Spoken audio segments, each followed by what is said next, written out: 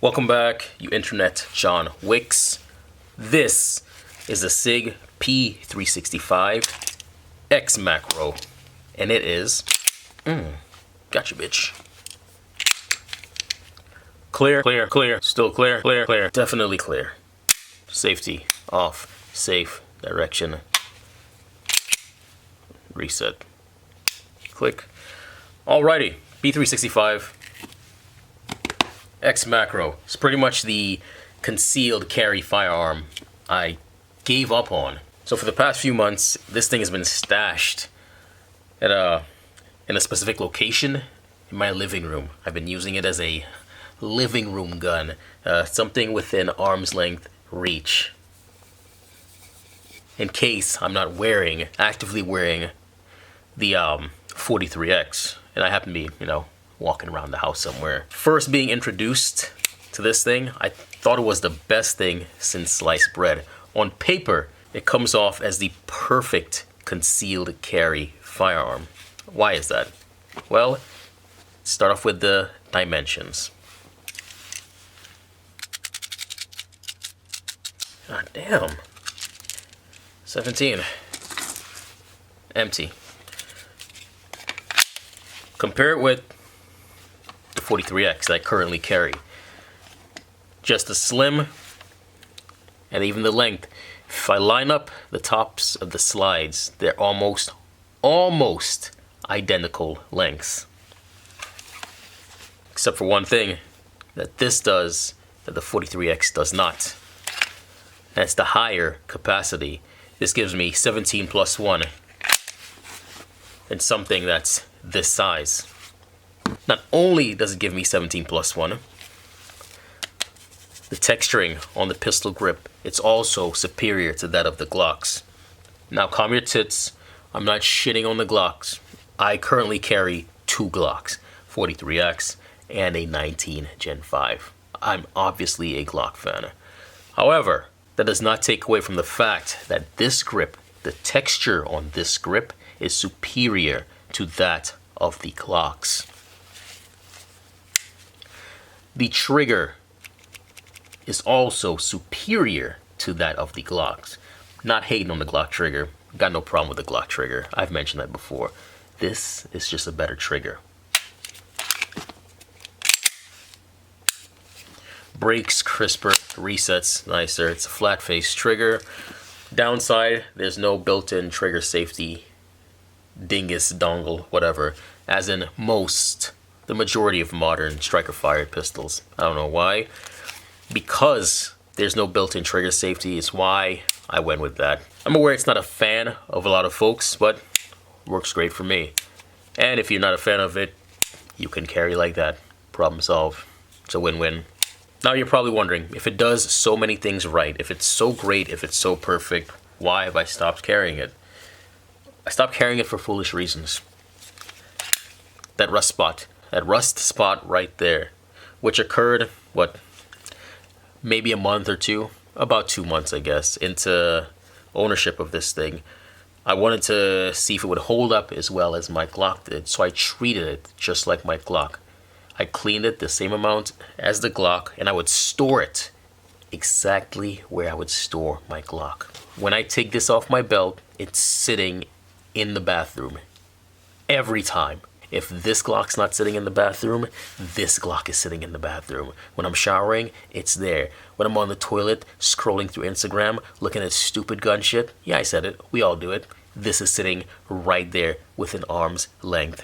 The best part, as I'm taking those hot-ass showers and it gets super steamy in there, which would be bad for a lot of these metal materials, the Glock is held up just fine. Granted, the Glock's mags are wrapped in polymer. However, all of the slides and the internals, it's still metal stuff. This little problem though, the Glock does not have that problem. Now, if you look at the other mag does not have that issue. You know why? This mag was never in the shower. It was never in the bathroom. It was not exposed to the same conditions as the Glock. It was not exposed to the same conditions as this Mag-O-Zine.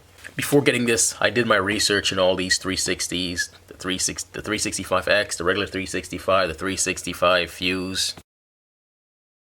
fuse is ugly.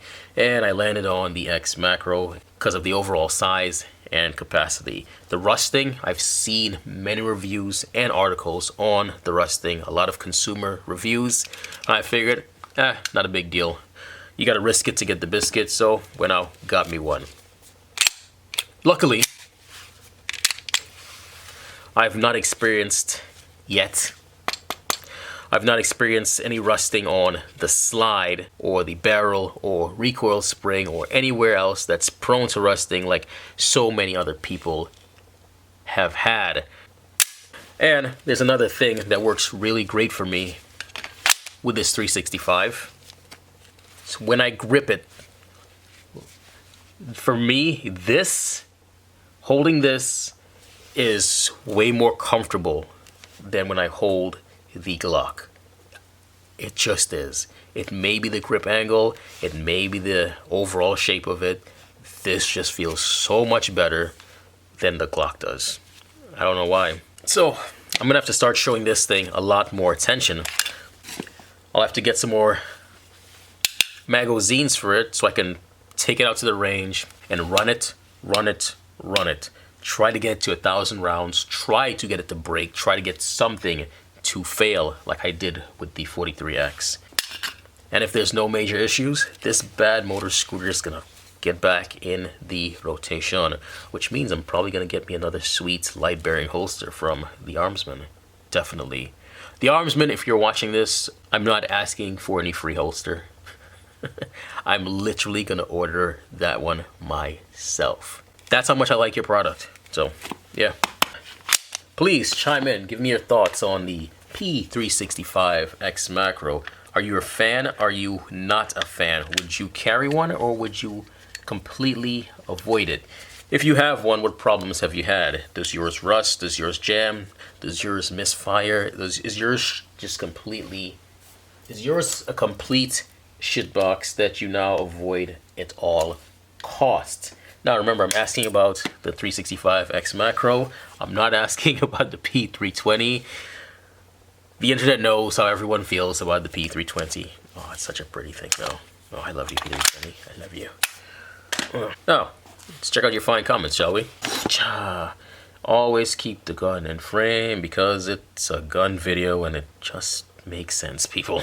Today's comments will be from Getting Shot At in Iraq. First comment came from Adrian Mateo Guns. This dude has his own personal range at his house. It's kind of nice. I'm jealous, dude. Anyway, he says, Glock looks great, brother. I don't have that model, but I've shot it before and it's great. Thanks for sharing, sir. Much love and respect. Thank you, Mr. Mateo. Again, I've seen your range. I'm quite jealous. It looks like you literally step out of your house and pew, pew, pew, and then you go back inside. I'm beyond jealous, man. Nicky Tactical, aka Nick Triggers, he said, "Thank you for your service, brother. You know what, guys? It's the least I can do for this amazing country that allowed me to be here. America is great, people. America is great. I now live an amazing, comfortable, stress-free life thanks to this country." Hop Tactical, new viewer from I think he's in Houston, Dallas, or San Antonio. He's in one of the major Texas cities. He said, "Thank you for your service. I was a 92 Yankee. I was the supply guy." Well, guy, 92 Yankee is a highly underrated MOS. I mean, without you guys, nothing. I mean, the show is gonna come to a complete standstill. You know, people are gonna run around like chickens with their heads cut off because you can't get the shit we need. So yeah, thank you for your service. Disastrous Effect said, "Great story. Glad you made it home safe. I don't claim to be a content creator, and to be honest, I have no desire to do so." That's understandable, man. I'm pretty much getting tired of doing this gun tuber thing. I'm gonna stick with cars because it's easier to do, it's more entertaining for me, and it grows way faster than this shit. He goes on to say, "I'm just an old firearms enthusiast who has been fortunate enough to collect a lot of tools, and people are always asking to see the tools I have. So I try to record a few short videos to show the tools people have asked about. I use it more as a social media. Wait, I use it more as social media than content creation. There's even a waterfall video on there. I've actually seen your waterfall video, believe it or not. I've seen that stuff. But yeah, man, I can understand. Not everyone has a desire to do this content creator bullshit. It does get old, you know, trying to stay consistent. It gets old really fast. Next, Sidewalk Talk says, thank you for your service and glad you made it back home safe.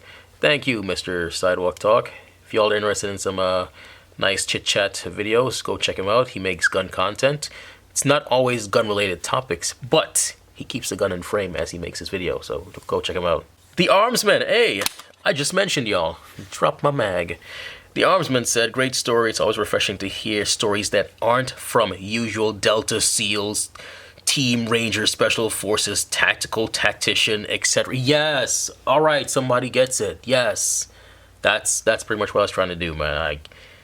Every time you click on a military story video, it's someone overhyping their, you know, bragging about their special shit they did, which is cool, you know, you did. It's cool, but you never see the regular folks, you know, sharing their stories.